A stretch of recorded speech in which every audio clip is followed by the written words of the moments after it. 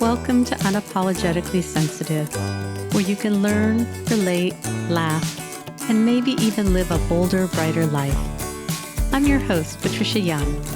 This is a weekly podcast where we explore the strengths we have because of our sensitivity and some of the challenges it poses as well. The information in this podcast is not a substitute for help from a licensed mental health professional. Hey there. To the creatives, sensitives, deep thinkers, and deep feelers, how are you? How's it going? All right, I have a confession to make. I have a little cheat sheet that I use every time I have that opener, and I started to record and realized I didn't pull it out. So if I didn't say what I always say, it's because after 3.5 years, I haven't memorized what I say at the beginning of the podcast. How are you all doing? If you listen to episode, I think it's 135 with Jen, we talk about having a hard week, and I talked about getting hacked. And so, to be honest with you, there's a part of me that really doesn't want to talk about this. I think I still have some embarrassment about it. And, the way that we break shame is to talk about it. So I want to tell you what happened. On my laptop, some icons showed up on the desktop for McAfee, which is security software. And I didn't install anything. I didn't download anything. I thought I would be wise. And so I went to Google and searched up McAfee. I wasn't going to click on the stuff that showed up on my computer. So I Googled McAfee, went to the website, and then got their phone number and called. And I spoke to a tech and explained what had happened. And he asked to have access to my computer. Yeah, you can tell where this is going. Not a good place. And I allowed him to have access to my computer. And it was on a day that I run the online HSP course. So he offered to run a scan on my computer. Big mistake. And I had the course coming up. And so I told him that I had this course that I needed to do. And I allowed him to stay connected to my computer. Yeah, I'm having some shame going on. And you know what? It's just what happened. The interesting thing is, and then he asked if I wanted to buy McAfee, and I did, and I paid an exorbitant amount. I wrote a check. I allowed him to have access to scan my computer, so he got access to my bank account. We've since changed, we've closed the account. We have done all kinds of things security-wise to protect ourselves. But there was something that just didn't feel right, and that night I just thought something is wrong. So we put a stop payment on the check. And we went in and changed all of our passwords. I consulted with some people that know about security, and I took my computer somewhere where they could scrub it and get a backup of everything. And coincidentally, I'd actually backed up my computer that day before I got on with him, which I think the universe was just watching out for me. But what came up for me was a tremendous sense of shame and feeling like, how could I be so stupid? So obviously it wasn't a McAfee website, but it was one to look like it. And what I didn't do was to see if it was an actual McAfee website. But it's so interesting to see how, and even, you can hear it now, how much shame and embarrassment I still have. Like, I should have known better. And obviously this will never happen again, because I wouldn't let that happen again. But this was someone who created a website that looked just like McAfee, that came up when you search for a McAfee website. And I shouldn't have given him access to my computer. When we were done, there was a log when he logged into my computer, and it showed everything that he had done, and he downloaded files. I was able to make a copy of that, and I brought it to the computer people when I went to get my computer cleaned up. And so it's very scary. It's very, very scary. If this does happen to you, you can contact all three reporting agencies, Experian and the other two, and let them know that if anybody opens any credit on your behalf, that they shouldn't. We went in and changed the passwords on every single one of our accounts. And for our financial planner, because we know them, we talk to them, and anybody who calls in, even we have grown kids that have accounts through them, retirement accounts that they've started, that they can only talk to the two people that we deal with. We got LifeLock. We upgraded our plans. We've done all kinds of things to ensure our security, and there's still no guarantee, and we just have to be okay with it. But what I want to talk about too is, in the midst of this, my husband and I both lost a lot of sleep over this, the thought of the things that could happen, that sense of being violated. And I had some beautiful connections through this. And this is what Jen and I were talking about, is we can have things happen in life that I'm going to say have no control over. Once it happened, I had no control over it. But there were steps that we could take. And how we looked at it, that the truth is, I've had a list for years that I need to upgrade my passwords, and have not been very mindful about the passwords that I use. I'm sure many of us use a combination of things over and over again, because how can you remember everything? And I can tell you now, I cannot remember any of my passwords. I have to look them up, and I don't really want to save anything on my computer, at least at this point. I'm still just a little bit gun shy. But I had some amazing connections. And one of the things that happened was when I talked to one of my sons about what happened, he was just so kind and so understanding and so supportive. It would have been an opportunity for him. I tell people, like, people have a file in their head. When I got pregnant, and because I was 36 when I was pregnant, my mother-in-law, so she went to the file in her head that says pregnant women that, are 36 and older. And she just pulled out a story without kind of referencing what it was. And it was a terrible story. It was a story about the pregnancy going well. And once the baby was born, it was not a very good outcome. And I thought, that was not very helpful. So when I talked to my son about it, he could have gone to the file in his head that, was about stories about people getting hacked. And he could have told me a terrible story, and he didn't. It was very sweet. I thought about it after our conversation. So the next morning I called him and said, I just want to tell you, I'm so impressed with how you responded. He was empathic. I think he said things like, gosh, I'm so sorry that happened. That sounds really hard.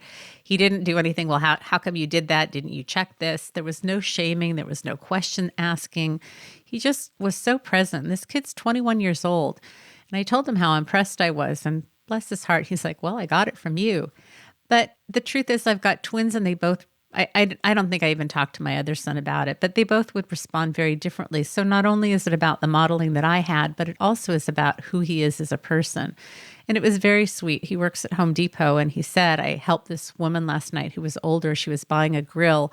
He said she was very nice. And when we finished the transaction, she said, tell your mother you did a good job raising you. These are the little gems that come in this week that was incredibly stressful. This was a gem. And when you have hard things go on, are you able to really stop and take in the gems that happen that have sweet connection? What I had to do was, I have an older computer that I used as a backup while my computer was being repaired. And I went online. I have a client that prefers to meet over Zoom. And when I went to log in, I guess Zoom wasn't downloaded on the computer. It's an old computer. I haven't upgraded it. And so I have an app on my phone that's HIPAA compliant that has the client's contact information. But I changed my password, so there wasn't an automatic login. I didn't know what the computer program was. I just didn't think ahead of time that I wouldn't be able to log into Zoom. So I'm panicking that I'm not going to be able to show up for my appointment. I did end up having her email address. I emailed her, asked her to call me. I was frantic because it's really important for me to be on time and where I'm supposed to be. And this was something that I just couldn't have anticipated. And she was so kind and said, do you want to cancel the appointment? Do you want to talk about it? What do you need? And it was an opportunity for me to say, like, even just mentioning what happened, because I felt like she had a right to know why I couldn't log in. Even just mentioning it initially, I just felt like I had a bowling ball in my stomach. It created so much anxiety. And so I said, thank you for asking, but I really want to compartmentalize. I want to be present for you. And this is how compartmentalizing can be really helpful. And it ended up creating this therapeutic bond that we had, where we talked about why learning to compartmentalize. If you're not familiar with the term, I kind of think of it as you put something in a jar, you put the lid on, and you put it on a shelf, that you create a compartment for something that you're not in a place to deal with. And sometimes if you're at work, if you have kids, if something emotional happens and it's not a time to get emotional or to get angry, you can pack things up and put it off to the side. Obviously, you want to have the ability to pull it back and revisit it. That as trauma survivors, many of us know how to push things to the side, but then we don't pull them back and address them. So this ended up just being a beautiful connection with this client. And then later that week, I was meeting with the client. Oh, the old laptop for some reason has a really terrible internet connection. And even if I plug in with an Ethernet, it won't connect. I did troubleshooting. I did upgrades. I couldn't figure it out. The connection just wasn't working. And so I was trying to get in touch with the client. And again, wasn't able to log into the program on my phone because I don't know the password yet. So we were texting and we figured an alternative platform to meet. This client has been going through something that is unimaginable. We've been working together for a while, and I've been holding space and being as supportive as I can, but I have not had any experience with what this client is going through. It's one of those, just think about the most horrible, obscure thing that could happen. That's what's going on with this client. And having had this security breach, this hack happen, I started thinking about this client and how what I was going through was a parallel process to what they were going through. It's not the same. It really changed the quality of our session because in the ways that I needed to show up for myself that week and hold space for the feelings that I was having, but still do what I needed to do, it gave me a different therapeutic approach. And when we started the session, I said, something just really terrible happened this week. I'm happy to share it with you if you'd like. I don't have to, but it made me think about your situation. And then we kind of launched into how it affected her. And she said later on what happened. And I really did not discuss this with any of my clients.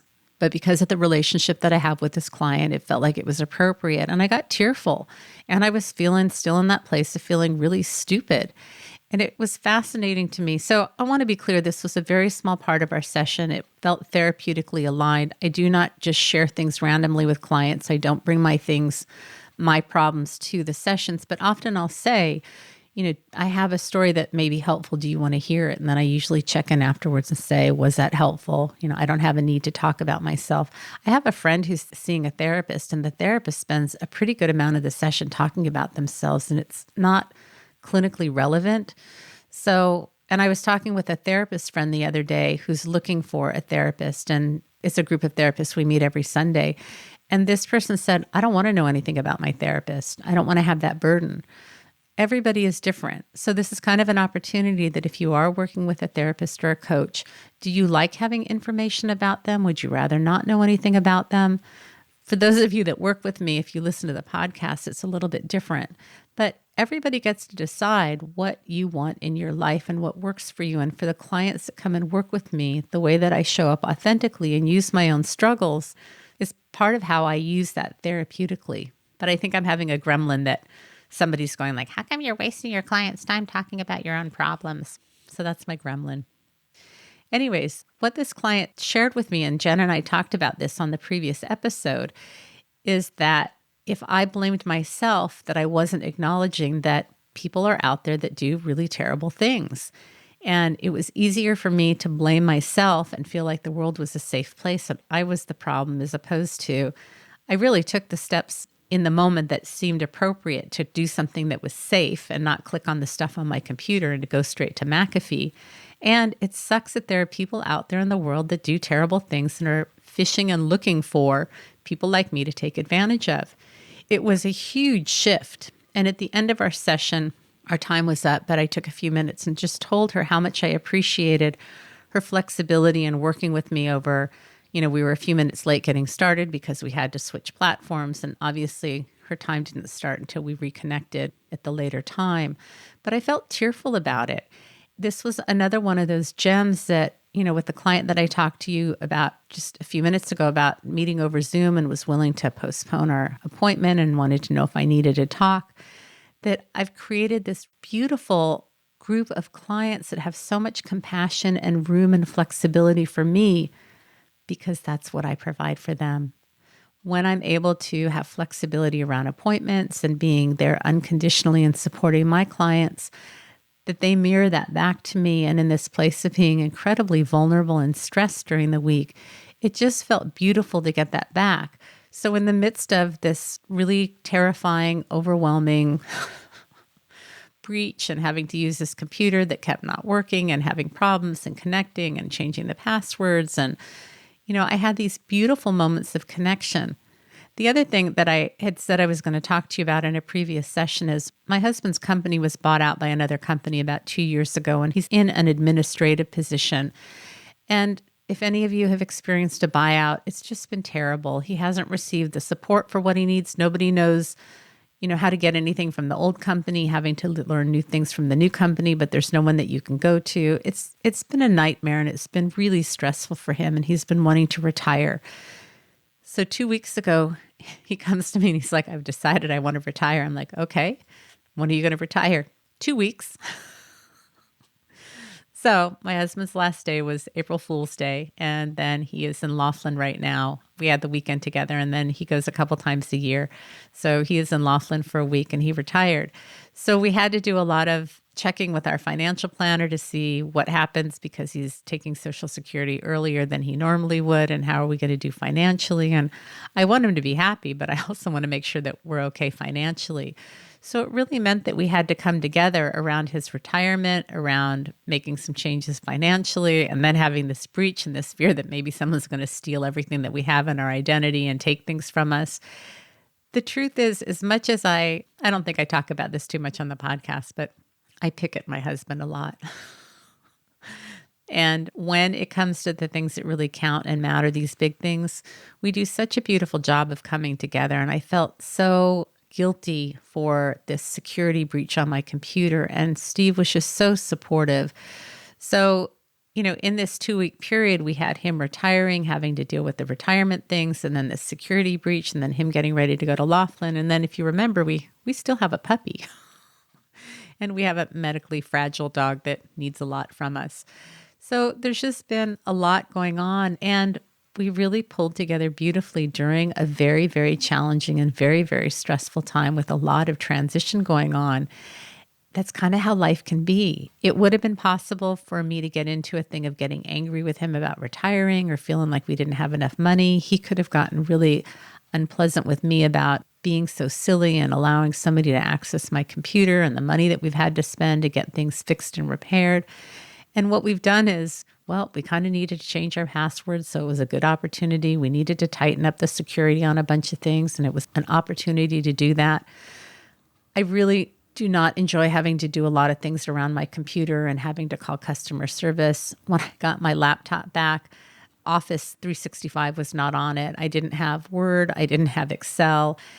On my other laptop, I have to send in my show notes to my website every week. And I went to get the show notes and they weren't there because it wasn't the right computer. And my editor, bless her heart, cleans out the files on Dropbox so we have enough space. So it wasn't there. So I had to text her and ask her for them. I have a client that is a Medicare client. I have to submit my billing weekly, but my billing sheets were all on the old computer and I didn't have the codes, so I couldn't submit my billing. And then on this old computer, I couldn't access any of my files. I mean, just like I said, death by 1,000 paper cuts over and over and over. And then we upgraded our account on LifeLock, and we had to call customer service to upgrade and to get some information. Then we hung up, and then I went to attach all my bank accounts to LifeLock, and it wouldn't let me. And I call back, and they're telling me I have to use a laptop, but I can't use a laptop because I don't have a laptop that's working. And I changed the username, but I'd saved the password on my phone, and it wouldn't let me log in. I mean, I repeat, death by 1,000 paper cuts. And we got through it. We got through all of it. And then in addition to that, Steve left for Laughlin Sunday. And on Saturday, one of my sons, Daniel, went to Amsterdam to visit a friend for the week. And he's never traveled by himself. He's 21, almost 22. He's never traveled internationally. It's not uncommon when he drives down to San Diego from Long Beach, which is an hour and a half, 2 hours away, that he'll leave and then he'll call him like, I left my wallet, I left my phone, I left my, So we had concerns about him losing his passport or losing his money. So Sunday morning at 1:00 in the morning, he calls us. I got here. He's having an amazing time. Again, this is a process of softening and allowing. And what Steve and I had to talk about is, in spite of the fact that Daniel does sometimes lose things, forgets things, and he's very far away and Steve is out of town, that he's not had a lot of adversity. And part of the gift of traveling and having bumps happen is it builds this muscle, this resilience of knowing that you can get through hard times and hard things. And that was one of the things that I talked about with this client who I told you had something happen that I just couldn't fathom. That when we have really awful things happen, nobody wants it to happen. It sucks. It sucks when hard things happen. But for all of the things that have happened in your life that have been hard that you got through, you have this resilience, this ability to sit with discomfort, to do hard things, to deal with hardship. So if other hard things happen, you know that you have that ability. I was thinking when I was younger, I knew I could support myself. I lived on my own. that when we're able to provide for ourselves, we know that we can do it. And my husband and I were so proud that we'd raised our kids in such a secure environment. They went to the same elementary school, middle school, high school, that all of their friends did. Like, we didn't move. We lived in the same house. They had the same group of friends. And some pretty hard things happened to one of my sons later on. And it was hard for him because he really did not have much adversity. And when my kids went away to college and started talking to their other friends, they realized what a secure childhood they had. But they haven't had a lot of adversity. So as they've come across little bumps that to me are, not huge, it's been an adjustment for them. And so it's how we frame things and look at things. Do we get upset when something happens because we have this idea that everything's supposed to be smooth and perfect and we shouldn't have upsets? Or do we have this point of view of, this is hard, I don't like it, I wouldn't choose this, but I know how to get through this and it's going to help me in the future if other difficult things happen? I think how we look at things and how we talk to ourselves about things can really make a difference on how we go through times. Obviously, we want things to be simple, easy, fun, and light. Of course we do. But that doesn't mean that it's always going to happen. And so when things get hard, and like I told you, initially with this breach, I really went into this thing of, I'm so stupid. How could I do this? I can't believe I did this. I had shame and embarrassment. I mean, you could hear it at the beginning of the episode. The way that I get through it is to continue to talk about it, get support, to retell myself that it just happened. What can I do moving forward? You have the power to change the story, the narrative that you're telling yourself about what happens in your life. You have the ability to look for those sweet moments that happen. With Steve out of town this morning, I had to get up. I didn't have to get up early, but Gracie gets a pill at 5 a.m. and then she needs a pill at 7 a.m., her seizure medication. So this isn't negotiable. And then I was paddling this morning with my friend Brenda. But when I got up, and then I decided to leave the window open in the middle of the night. We have, maybe one day I'll do an episode about my neighbor. I can't do it right now, but he lets his dog out in the middle of the night and the dog barks. So we can't ever leave our window open. Steve's a light sleeper. So I thought last night, well, Steve's not here. I'll leave the window open. I don't know, 11, 12, 1 o'clock in the morning. Maisie is barking like crazy because his dog is out barking. So I had to get up and close the window. But this morning when the alarm went off, like I had this few moments of just sweet cuddling with the puppy. She's still sleepy. She's cuddly. It's before she starts mouthing me because that's what puppies do. Gracie was right next to her. These are the moments of joy and bliss. And are you aware of those moments that you have that are just pure enjoyment? Or could I have gotten up and been grumpy because I didn't sleep very well last night and my sleep was disrupted and I had to get up and close the window? And I'm not talking about doing a toxic positivity where you tell yourself that things are good when they're not.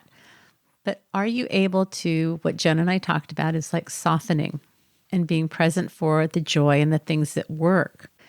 It really is about what we tell ourselves and allowing yourself to have feelings about the things that are hard. I'm not talking about not allowing that, but I often tell you I have one palm in front of me facing up, and that's the hard thing and the challenge, and you need to honor the feelings and everything that's coming up with it. And in the other palm, it's the things that we have control over and the things that bring us joy that we can do that feel good.